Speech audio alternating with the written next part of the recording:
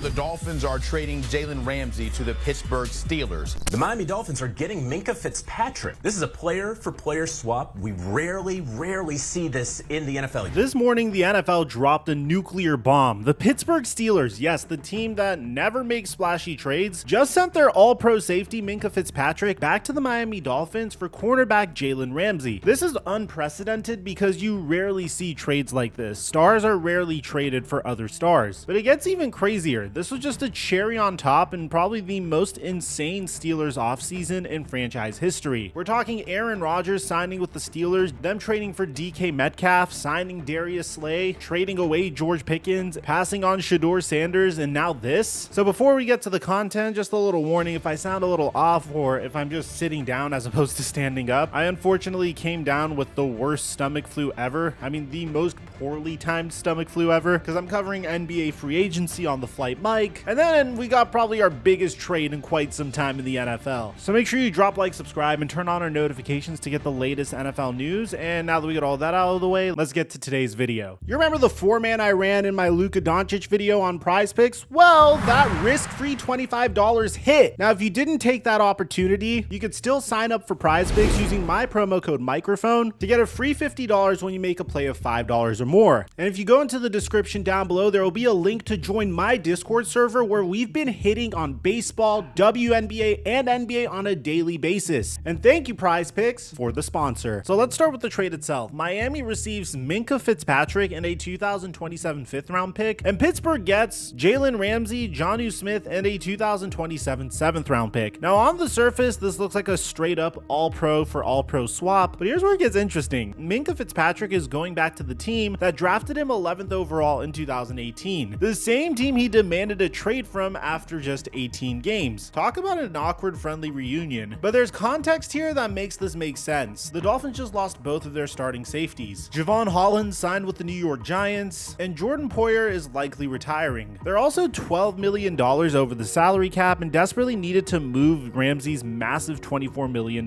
cap hit. And by trading him post June 1st, they saved nearly $10 million in cap space. Now let's zoom out because this Fitzpatrick trade is just the latest move in what might be the most aggressive offseason in Steelers history. And if you know anything about the Steelers, you know that they're usually extremely conservative. The first bombshell is they traded for DK Metcalf, giving up a 2nd-round pick and immediately signing him to a 5-year, $150 million extension. This dude is 6'4", runs a 4.33 40-yard dash, and just became the Steelers' new wide receiver 1. They also traded George Pickens to Dallas for picks because apparently having 2 alpha wide receivers is a recipe for disaster, and you could ask Chad Ochocinco and Terrell Owens that when they were on the Cincinnati Bengals. They also signed 34-year-old big play Darius Slay to a 1-year, $10 million deal after Philly cut him. So now their secondary has 3 former All-Pros that are over 30 years old. Finally, the last big move they made was signing a 41-year-old Aaron Rodgers to a 1-year, $13.65 million deal. Rodgers took a massive pay cut because he wanted to chase one last ring with a stable organization. Mike Tomlin apparently hosted a cookout for him. But here's the thing, the Steelers still have $18 million in cap space even after these moves. The 2025 cap just jumped to $279.2 million, and they're clearly in win now mode with Tomlin trying to end his 8-year playoff win drought. Yeah, he makes it to the playoffs, but he almost always loses in the playoffs. So let's break down what each team is getting here. Minkah Fitzpatrick is 28 years old. He's a 3-time first-team All-Pro, a 5-time Pro Bowler. He only has 1 interception in the last 2 seasons combined. His 2024 PFF grade was a 68.4, which ranked him 52nd out of 171 safeties, and his cap hit is $15.5 million. And he's being traded for Jalen Ramsey, who's 30 years old, is a 3-time first-team All-Pro, made it to 7 consecutive Super Bowls, had a 2024 PFF grade of 76.9, which was good enough to be ranked 16th out of 222 corners, and is an elite run defender. He has an 85.7 grade, which is 10th among corners. His cap hit is $16.6 million. And here's the truth bomb, Miami Dolphins fans aren't going to like this, but Fitzpatrick has been declining. His 2024 PFF grade was his lowest since 2021, and he went from 6 interceptions in 2022 to just 1 total in the last 2 years. Meanwhile, Jalen Ramsey just played all 17 games after his 2023 injury and graded out as a top 20 corner. But here's what makes this fascinating. Minkah Fitzpatrick is going to a Miami team that desperately needs safety help, while Jalen Ramsey joins the Steelers defense that already has Joey Porter Jr. and Darius Slay. This might actually be the rare trade that helps out both teams. And don't sleep on the fact that Pittsburgh also got Jonnu Smith in this deal because he had a career year in Miami. The man had 88 receptions for 884 receiving yards and 8 touchdowns. He finished as the 4th best tight end in fantasy. He led all tight ends in avoiding tackles. And the Steelers desperately needed a receiving threat at tight end after Pat Freiermuth's inconsistency. So getting Jonnu Smith as a throw-in, that's highway robbery. The Dolphins basically just gave up their Pro Bowl tight end just so they can make the money work. So if you're a Dolphins fan, you might be wondering what the hell are they doing? And the truth is, this is the epilogue of a team that goes all in and spends big on premier players in the NFL. They're in salary cap hell after making win-now moves over the last 3 years, trading for Tyreek Hill, Bradley Chubb, Jalen Ramsey, and now they're paying the price. They've already cut Raheem Mostert, Kendall Fuller, and Durham Smythe just to get under the cap. But here's why the Fitzpatrick trade makes a lot of sense for them. I mean, the first thing we gotta say, him returning to the team that drafted him after demanding a trade is kinda cute. That aside, they literally have no starting safeties after losing Holland and Poyer. Trading Jalen Ramsey gives them $10 million in cap relief. So this trade is essentially the Dolphins threading the needle between competing and rebuilding. They still have Tua on a $212 million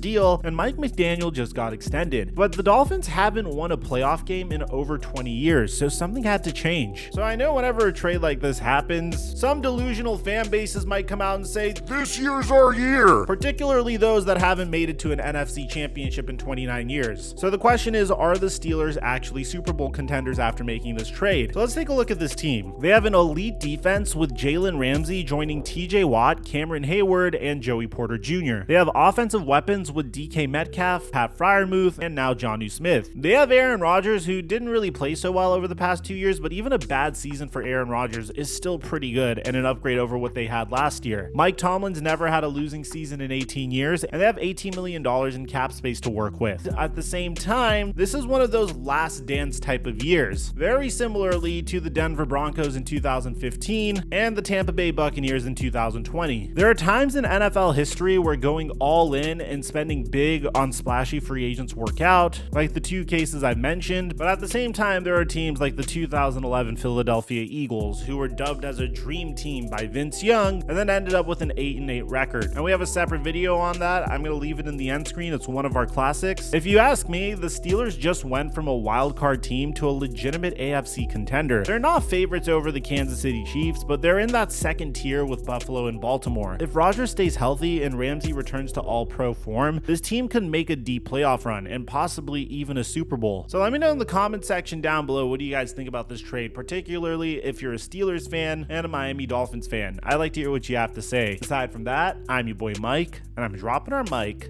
until our next upload.